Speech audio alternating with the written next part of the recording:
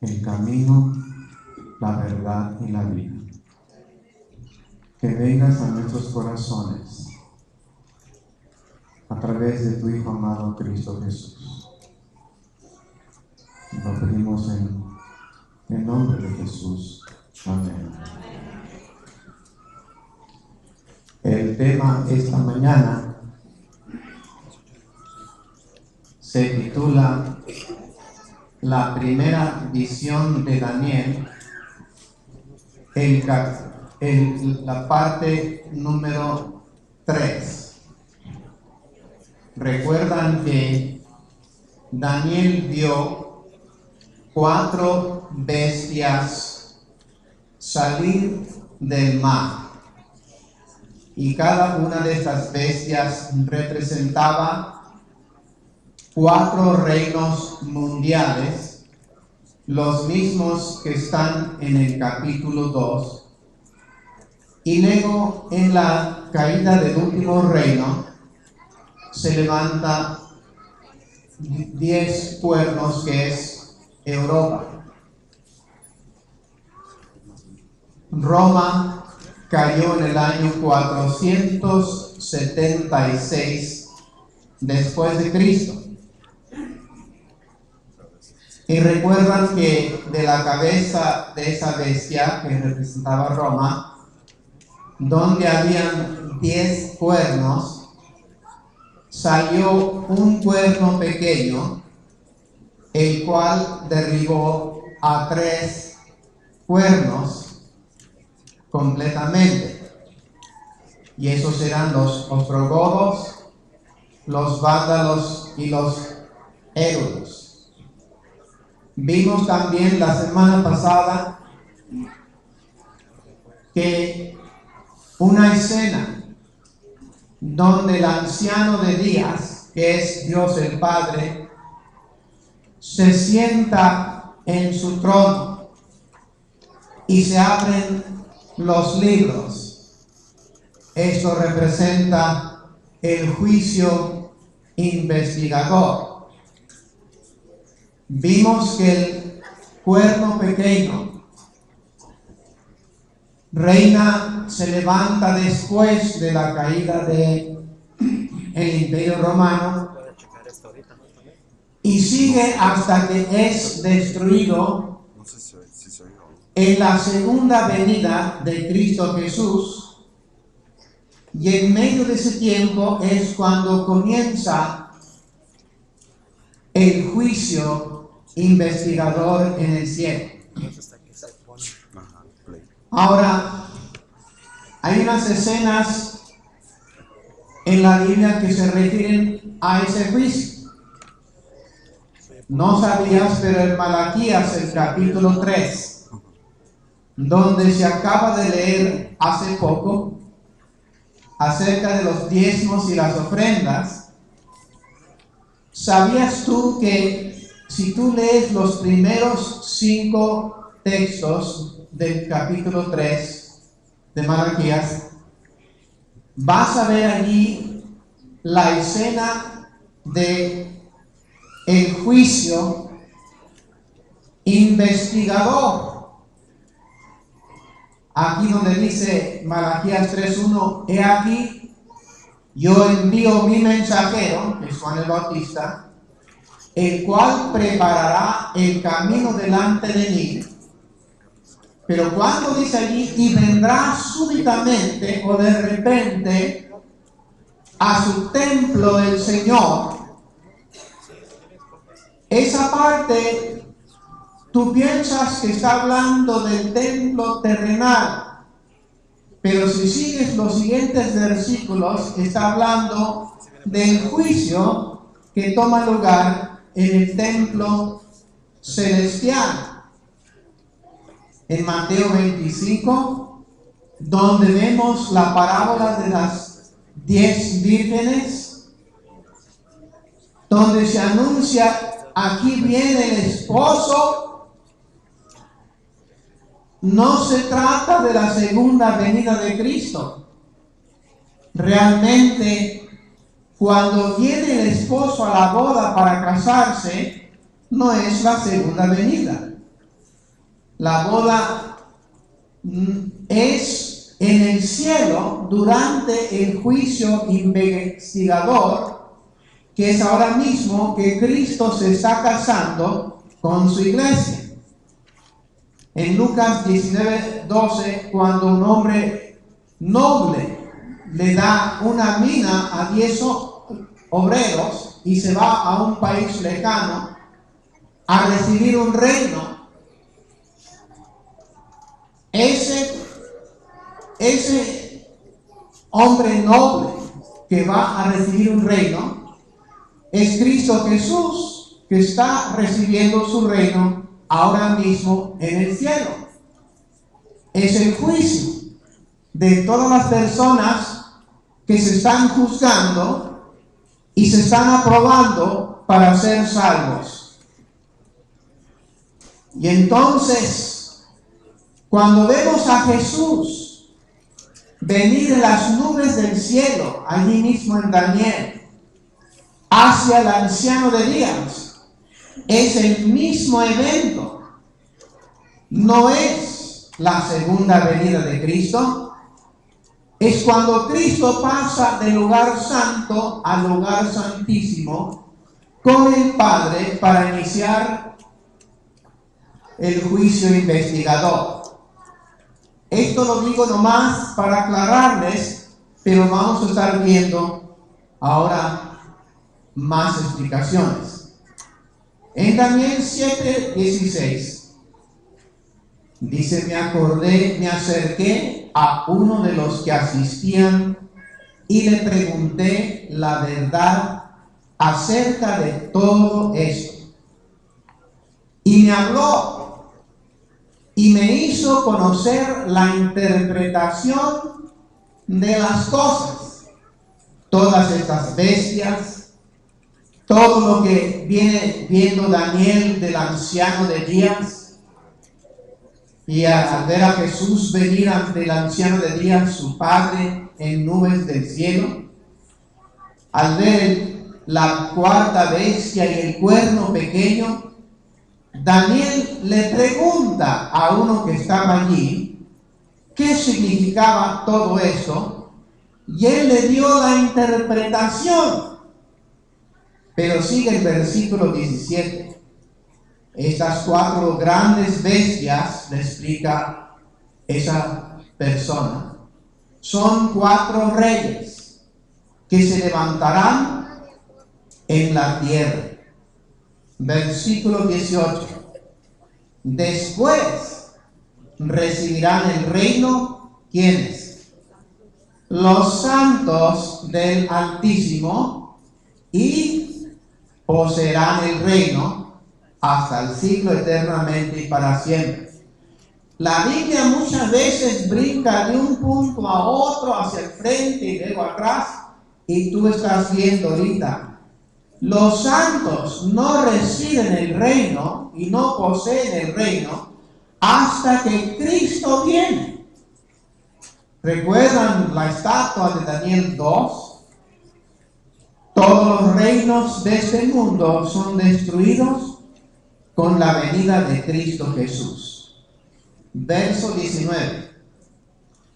Entonces, tuve deseo de saber la verdad acerca de la cuarta bestia, que era tan diferente de todas las otras, espantosa en gran manera, que tenía dientes de hierro y uñas de bronce, que devoraba y desmenuzaba, y las obras hollaba con sus pies.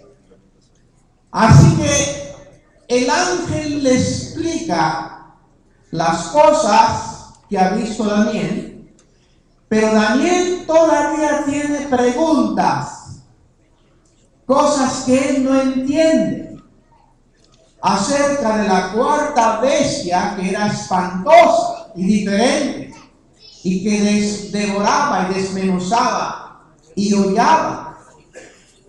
¿Quiere saber qué es esto? ¿Qué es esta bestia? ¿Qué significa? Y el versículo 20. Asimismo, acerca de los 10 cuernos que tenía en su cabeza, y del otro. ¿Cuál era el otro? El cuerno pequeño, que le había salido, delante del cual habían caído 3. Y este mismo cuerno tenía ojos y boca, que hablaba grandes cosas y parecía más grande que sus amigos. ¿Cuántos han visto un cuerno que tiene ojos y boca? ¿Verdad que no existe? Esto te está avisando. Si tuvieras un cuerno con ojos y boca que hablaba, tú sabrías que esto no es natural. Esto ya es un poder sobrenatural. No es del mundo normal. Esto no es de Dios. Dios no hizo un cuerno con ojos y boca. Esto ya es algo diferente. Es un poder diabólico. Es algo satánico. Dice Daniel 7:21, y veía yo que este cuerno hacía guerra ¿contra quién? Contra los santos. Y además los vencía. ¿Es un poder celestial o es un poder del infierno? Es un poder inspirado por Satanás, porque hace guerra contra los hijos de Dios, contra los verdaderos cristianos. Hace guerra. Es un poder perseguidor. Persigue, devora, desmenuza, odia a los santos, a los cristianos, a los verdaderos seguidores de Cristo. Es un poder que mata a los que pertenecen a Jesús. Daniel 7:22. Y hasta que vino, ¿quién? El anciano de días. ¿Quién es ese? Dios el Padre es el anciano de días. Y se dio el juicio ¿a quiénes? A los santos del Altísimo. Y llegó el tiempo y los santos recibieron el reino. Estamos viendo allí cuando se le da el juicio a los santos. Eso es ya después de la venida de Jesús en el milenio, y reciben el reino cuando Cristo viene y les da el juicio y les da el reino. La Biblia, cuando la lees, brinca de acá y para allá, especialmente las profecías. Tú lees Isaías y Jeremías y Malaquías y todos esos profetas, y tienes que ver lo que está diciendo. Verso 23 dijo así: la cuarta bestia será un cuarto reino en la tierra, el cual será diferente de todos los otros reinos, y a toda la tierra, ¿a quién? Toda la tierra entera devorará, trigará, es decir, lo va a pisar como el trigo, y despedazará. ¿A quién? A todo el mundo entero, a todos los hijos de Dios. en todo el mundo. Este es un poder mundial. Verso 24. Y los 10 cuernos significan que de aquel reino se levantarán 10 reyes, y tras ellos se levantará otro.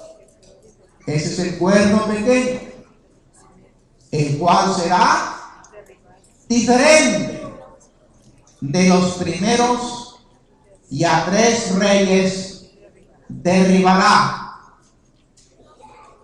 Serán detalles que no tienen importancia, o los menciona Daniel porque son importantes. Saca 3 reyes, 3 reinos, totalmente arrancados desde las raíces. Ahora, en el primer concilio ecuménico,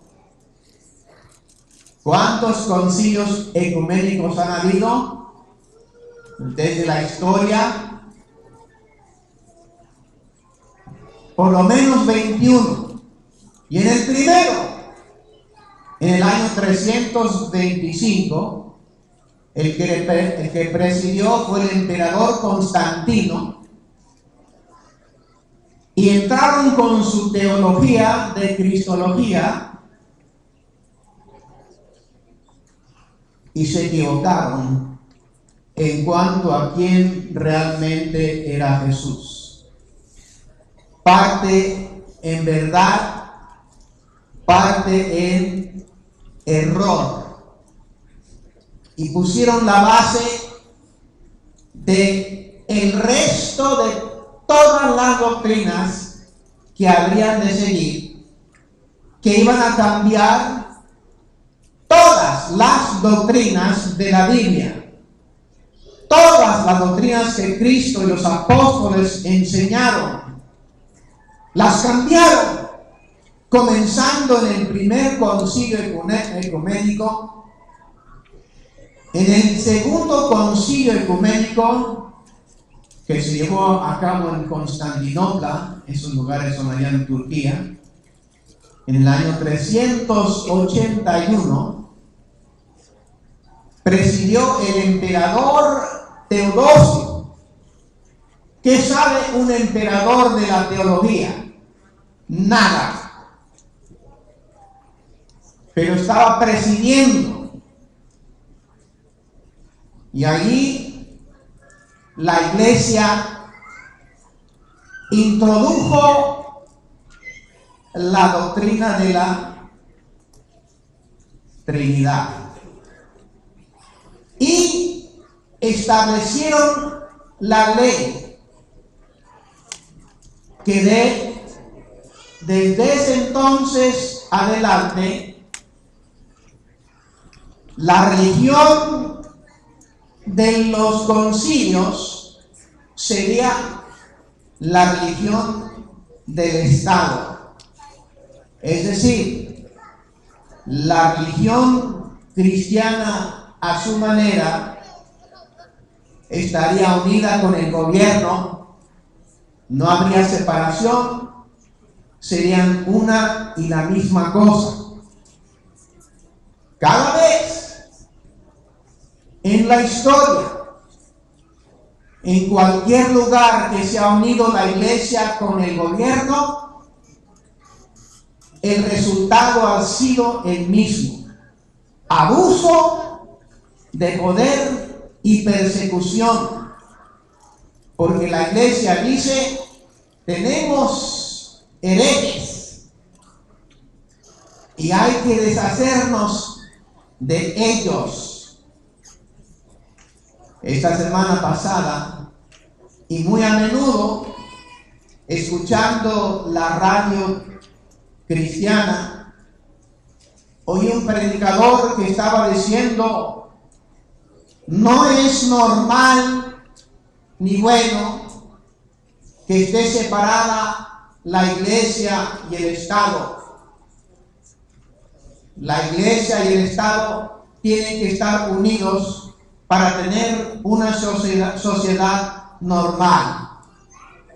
Y es lo que están predicando los evangélicos, los protestantes, los católicos y todas las religiones.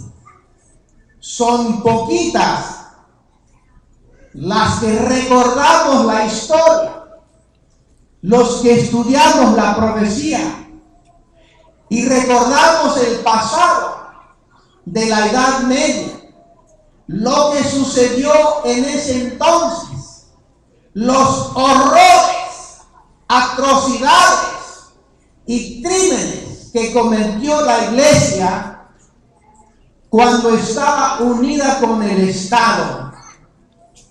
Todo el que no se sometía a los concilios ecuménicos era para matarlo. Ahora este texto es tremendísimo y nos va a tomar un poco de tiempo para explicarlo. No demasiado, pero pongan atención. Versículo 25. Y está hablando del cuerno pequeño. Y hablará palabras ¿contra quién? Contra Dios el Padre y a los santos del Altísimo quebrantará y pensará en cambiar los ¿qué? Los tiempos y la ley, y serán entregados en su mano hasta tiempo y tiempos y medio tiempo. Ahora hay mucho, demasiado en ese texto, así que vamos a cortarlo en pedacitos para analizarlo. Cuando dice que habla contra el Altísimo, hay muchas maneras que habla contra el Altísimo, pero por ahorita solamente le vamos a mencionar un punto 2. ¿En qué forma hablaron contra Dios? Porque cambiaron entre todas las doctrinas. Hoy en día se bautizan con traes tu bebé y le echan agua en la cabeza y lo bautizan. Doctrina falsa no está en la Biblia. Adoran en sábado, digo en domingo. Doctrina falsa no está en la Biblia. Que se van derechito al cielo o al infierno cuando mueren, doctrina falsa no está en la Biblia. Que los que se pierden se van a quemar por toda la eternidad sin fin, doctrina falsa no está en la Biblia. Bueno, pero aquí está una de ellas. Cambiaron la ley de Dios, los 10 mandamientos. El segundo mandamiento, por ejemplo, dice en Éxodo 24, no te harás imagen, no los hagas. Es decir, no significa esto que no puedes ser pintor y pintar una escena. No hagas una imagen, una escultura esculpida, ni ninguna semejanza de lo que esté arriba en el cielo, ni abajo en la tierra, ni en las aguas debajo de la tierra. No te inclinarás a ellas, ni las honrarás. ¿Se ve eso hoy en día, sí o no? Iglesias llenas de estatuas, imágenes, ídolos, que Dios dijo, no los hagas, no los honres. ¿Se inclina la gente a las imágenes hoy en día, sí o no? Sí, es idolatría que viene directamente del paganismo. ¿Por qué?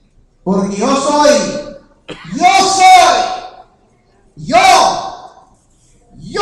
tu Dios, no esa estatua, no esa imagen, no ese ídolo. Yo, Jehová, soy tu Dios. Fuerte, poderoso, que creó los cielos y la tierra, celoso, que visita la maldad de los padres sobre los hijos hasta la tercera y cuarta generación de los que me aborrecen. Sigue el mandamiento 2. Y hago misericordia de millares a millares, y a los que me aman y guardan mis mandamientos. Así que la iglesia cristiana, originalmente cristiana, se casó, se mezcló con el paganismo y se hizo una iglesia idólatra. Si tú vas al catecismo hoy en día, ve al catecismo y busca el segundo mandamiento, el que acabamos de leer, y no está allí.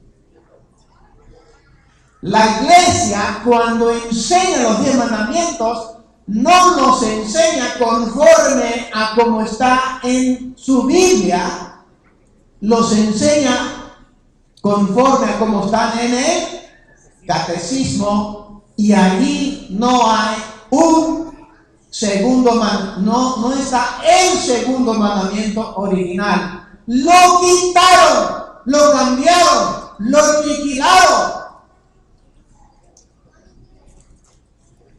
El cuarto mandamiento también hicieron lo mismo, que dice en Éxodo 20, 8 y 9, acuérdate del día de reposo para santificarlo. 6 días trabajarás y harás toda tu obra en 6 días. Mas el séptimo día es reposo. ¿Para quién? Para Jehová tu Dios. No es reposo solamente para los humanos, aunque fue hecho para nosotros, pero es reposo que nosotros le rendimos a Jehová nuestro Dios. No hagas en él obra alguna, tú, ni tu hijo, ni tu hija, ni tu siervo, ni tu criada, ni tu bestia, ni tu extranjero que está dentro de tus puertas. No le puedes pagar a otro que haga algo que tú no haces el sábado.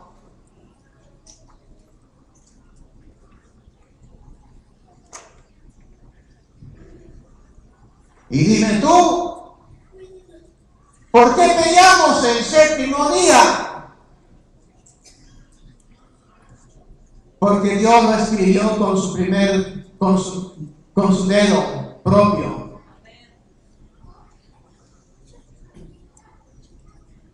Pero salimos de la iglesia y hacemos lo mismo que hacen las otras iglesias del domingo.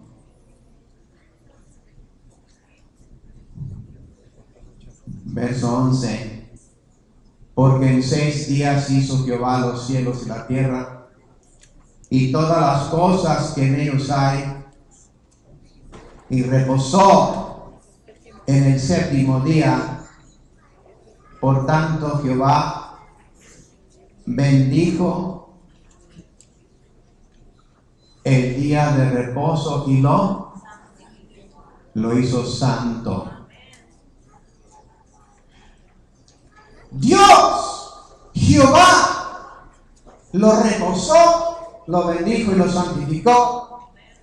Pero los hombres, la iglesia, vino y eliminó el cuarto mandamiento y puso su propio mandamiento en su lugar, que dice: santificarás las fiestas. Pero no te dice cuáles fiestas. Y tú dices, pues, hay que guardar todas las fiestas. Y es lo que está haciendo la iglesia, guardando todas las fiestas, y cada fin de semana es una fiesta, y vamos a festejar las fiestas, porque Dios dijo que hay que guardar las fiestas. ¿Y cómo la guardan? Con cerveza. ¿Sí o no? Así la guardan. Cuando cambias la palabra de Dios, el resultado es desastroso. Y toda la iglesia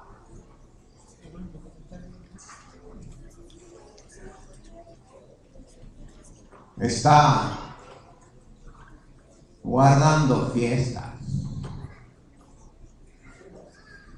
Viene el primero del año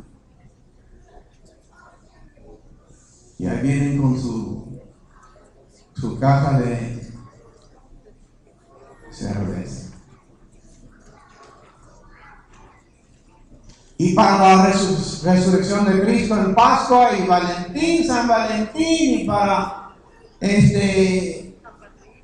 todas las fiestas, Navidad o lo que sea, nomás están buscando una fiesta para festejar, porque cambiaron la ley de Dios. Y la iglesia está contenta con ese mandamiento. No le muevas, déjalo allí. Y cuando dice que los santos del Altísimo, a los santos del Altísimo quebrantará,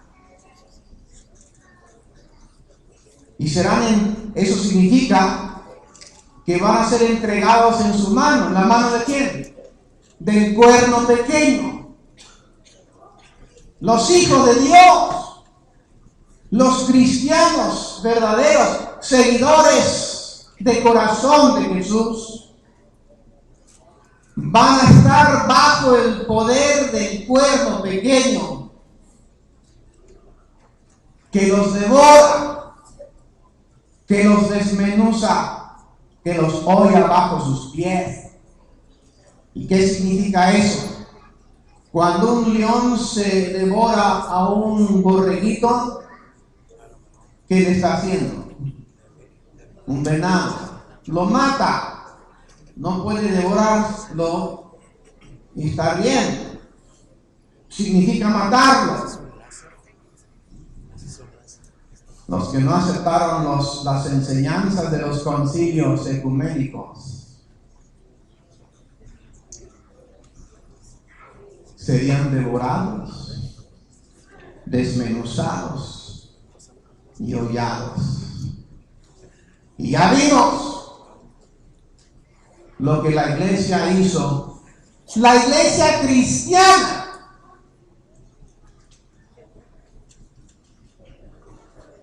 Ya vimos lo que hacen cuando tienen poder, cuando se unen con el Estado. Nosotros sabemos, las otras iglesias no entienden, y todas las iglesias del mundo están empujando para que la iglesia se vuelva a unir con el Estado. y nosotros sabemos lo que va a venir después de eso.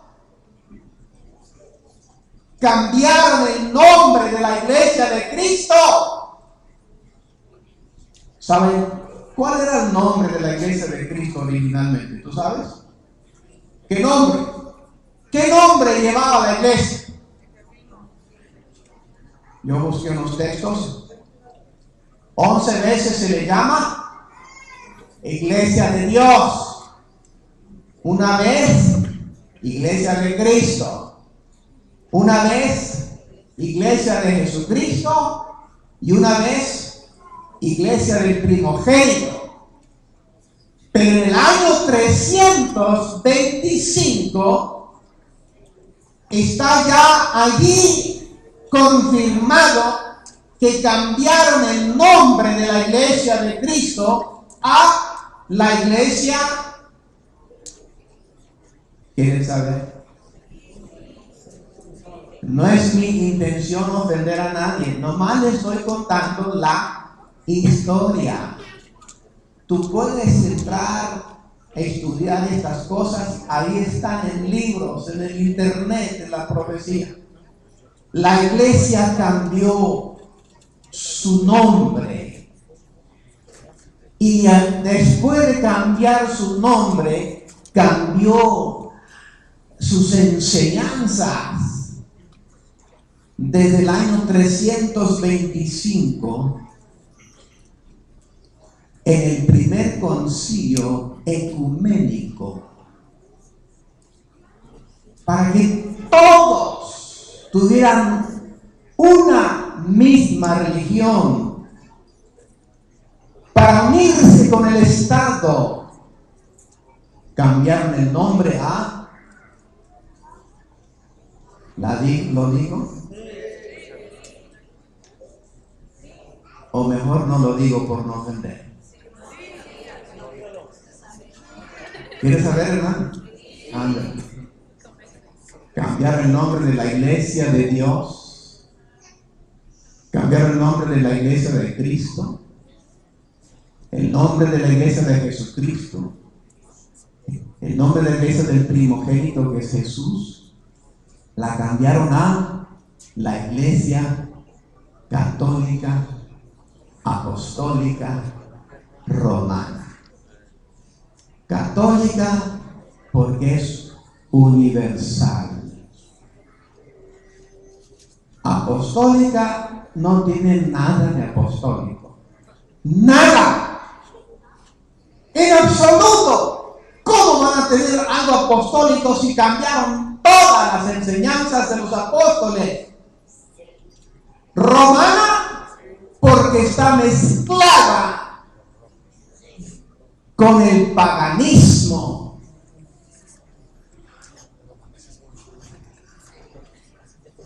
No es mi intención ofender a nadie, es mi intención contarte la historia, cómo sucedió y para que tú sepas la verdad. ¿Y qué acerca de tiempo y tiempos y medio tiempo? Porque ese es el tiempo que iba a dominar el cuerno pequeño. Tiempo y tiempos y medio tiempo. Idán es la palabra en hebreo que se traduce como tiempo. Es un periodo de tiempo. No es la hora, no es un día, no es una semana o un mes. Todos concuerdan que es. ¿Se recuerdan a Nabucodonosor cuando soñó el árbol? Iba a pasar 7 tiempos en su locura. Fueron 7 años. Y un tiempo equivale a un año. 2 tiempos, 2 años, medio tiempo, medio año. Y cada año es 360 días, 2 años, 720 días. A ver, ustedes que son buenos para la matemática. Aquí hay mucha gente buena para la matemática. ¿Sabe por qué? Porque habemos muchos aztecas y mayas y incas aquí y eran magníficos para la matemática. ¿Sí o no? Ándale pues. ¿De dónde hicieron las pirámides y todo eso? Sí, copiaron a Babilonia, no cabe duda. Pero matemática sabían. Medio año, 180 días, y ahí lo pueden sumar. 1260 días proféticos que son 1260 años. Dice, ¿cómo está eso? Que los días ahora se volvieron años. Mira, te voy a dar 2 textos de la Biblia para que quede esto claro. Y pon atención porque eso es interesante, ¿ok? Al principio parece, eso ya lo leí. No, pero lo hice, pero no viste todo. Números 14, 34, la historia, ustedes recuerdan, Moisés está a punto de entrar con los israelitas del desierto a Canaán y los manda 40 días como espías, regresan y 10 de ellos muy negativos, nomás 2 positivos. Números 14, 34. Conforme al número de los días, de los 40 días, en que reconociste la tierra, llevaréis vuestras iniquidades 40 años, 1 año por cada día, y conoceréis mi castigo. Esta es una profecía de lo que les viene en castigo, 1 día, 1 año por cada día que estuvieron de espías. ¿Ok? Ahora, miren lo que sigue. Ezequiel 4:6. Antes de leerlo, déjenme explicar. Esto es hacia el fin de la historia de la nación de Judá, del sur. Y Dios está diciéndole al profeta Ezequiel, la nación del norte estuvo en idolatría por 390 años y la nación de Judá estuvo en idolatría por 40 años. Entonces le dice Dios a Ezequiel, te vas a acostar a un lado y ahí vas a poner en la tierra como un diseño de la ciudad de Jerusalén y le vas a poner un muro y lo vas a poner como que si lo están sitiando los babilonios y te vas a acostar a un lado, Ezequiel, por 390 días. Y cuando acabes eso, que es más de 1 año, ¿a quién le gustaría eso? Pobre Ezequiel. ¿Tú crees que es fácil ser profeta? No. Y cuando acaben los 390 días acostado de un lado, te vas a cambiar al otro, te vas a acostar al otro lado 40 días. ¿Han oído del pan de Ezequiel? Ezequiel 4:9. Y le dio pan de aflicción para que comiera esos. ¿Qué tanto es 390 y 40? 430. Esos son los años que Israel estuvo en Egipto en esclavitud. ¿Le gusta a Dios la matemática, sí o no? Ahora, si no te diste cuenta, en el libro de Números, ellos pecaron 40 días y el castigo fue 40 años.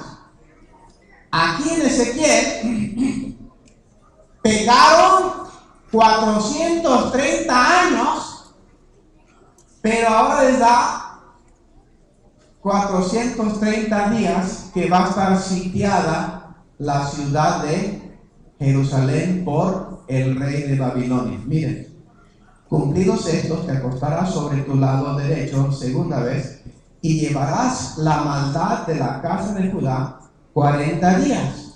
día por año, te lo he dado.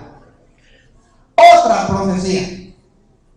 Y todos concuerdan, muchos, la mayoría, que es un año por cada, un día representa un año en profecía.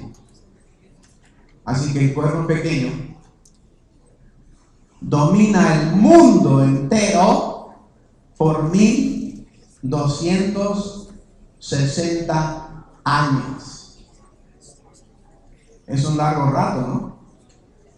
¿Cuánto tiempo tiene este país de de existencia? Un poquito más de 200 años. Y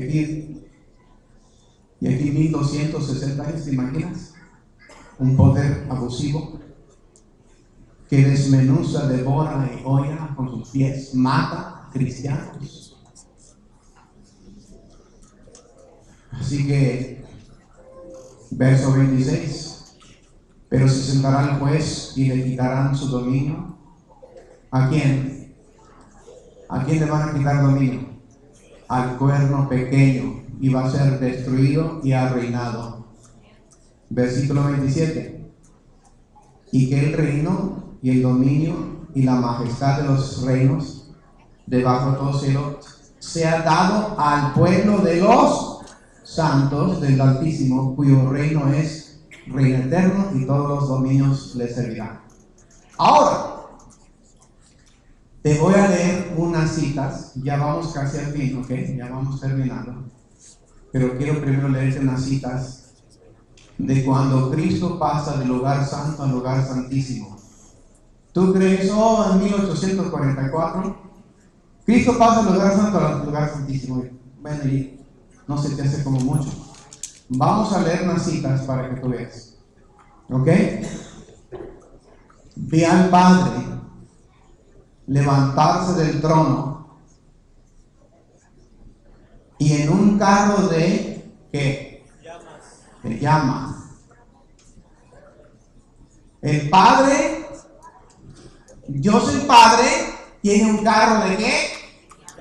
De llamas. Y en un carro de llamas se levanta del trono. Y luego en un carro de llamas entró ¿a dónde? Lugar santísimo. Si entró al lugar santísimo, ¿dónde estaba antes? En lugar santo, porque tiene que entrar al lugar santo antes del lugar santísimo. Al interior del velo se sentó. Ahora miren, entonces, ya que el Padre entra al lugar santísimo en un carro de fuego, dice, entonces Jesús se levantó del trono y la mayoría de los que estaban prosternados se levantó con él. Alzó entonces su brazo derecho, es Jesús, y oímos su hermosa voz decir: aguardad aquí, voy a mi Padre. ¿Para qué? ¿En dónde va a recibir Jesús el reino? ¿Dónde estaba el Padre? Lugar santísimo. Y él va al Padre a recibir el reino. ¿Dónde? En el lugar santísimo. Mantener vuestras vestiduras inmaculadas, y dentro de poco volveré de las bodas. ¿Qué está haciendo Jesús en el lugar santísimo? Casándose con su iglesia. Y yo quiero saber, y tú quieres saber, si tú eres parte de la esposa de Cristo Jesús. Si tu nombre está siendo añadido al libro de la vida, si no se está quitando al ser juzgado tú en este momento, yo recibiré a mí mismo después de eso un carro de nubes cuyas ruedas eran como llamas de fuego. Llegó rodeado de ¿qué? Ángeles, a donde estaba Jesús.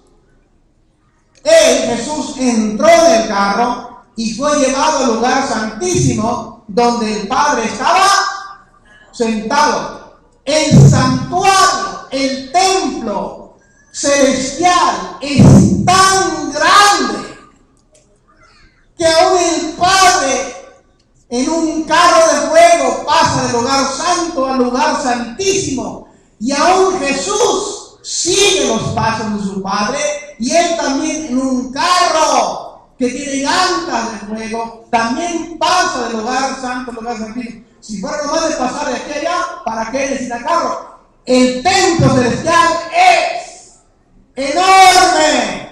Se necesita un carro de ángeles y de luz y de fuego para pasar del lugar santo al lugar santísimo, donde se está haciendo el juicio investigador hoy en día.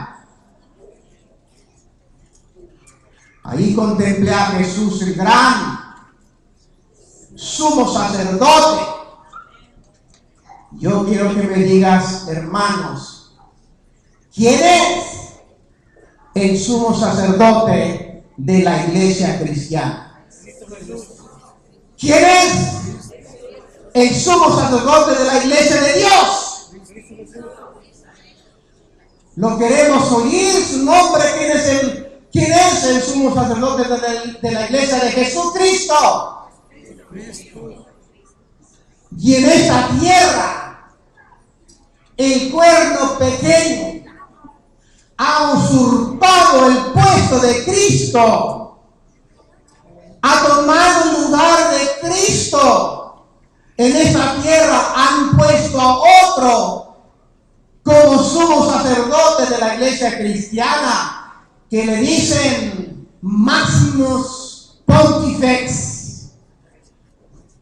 Pero Cristo no lleva el título de Maximus Pontifex. Maximus Pontifex es el título que usaban los emperadores romanos, paganos y ostras. El nombre, el título, el puesto de Cristo Jesús es el sumo sacerdote de la iglesia cristiana. Él es el que intercede a Dios por ti y por mí. No ningún ser humano. Los que se levantaron con Jesús elevaban su fe hacia Él en el lugar santísimo. Y mientras estamos nosotros allá en la tierra orando, está Cristo intercediendo en el cielo por nosotros. Por eso, al ver todo esto, se perturbó mucho Daniel, porque hay un poder que se llama el cuerno pequeño, que ha reemplazado en este mundo a nuestro Señor y Salvador, Cristo Jesús, Señor de señores y Rey de reyes. Y Dios está triste por la perdición de este mundo. Ojalá que por lo menos nosotros nos preparemos para encontrarnos con nuestro Dios y Salvador.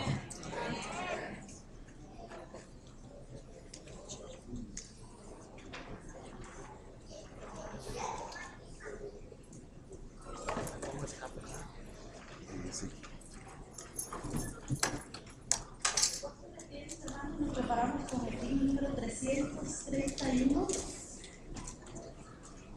Que lleva por título: "Cuán gloriosa será la mañana cuando venga Jesús el Salvador".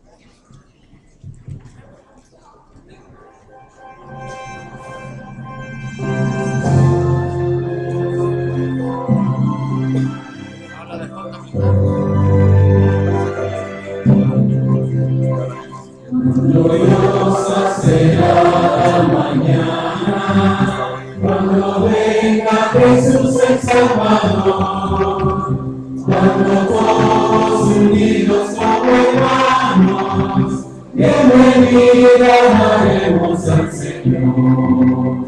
No habrá necesidad de la luz en resplandor, ni el sol dará su luz, ni tampoco su calor. Ahí llanto no habrá, ni tristeza ni dolor, porque entonces Jesús, el Rey del cielo, para siempre será consolador. Esperamos la mañana gloriosa, para darnos venida tu amor, donde todo será color de rosa, en la santa presencia del Señor. No habrá necesidad de la luz en resplandor, ni el sol dará su luz, ni tampoco su calor. Ahí llanto no habrá, ni tristeza ni dolor, porque entonces Jesús, el Rey del cielo, para siempre será consolador.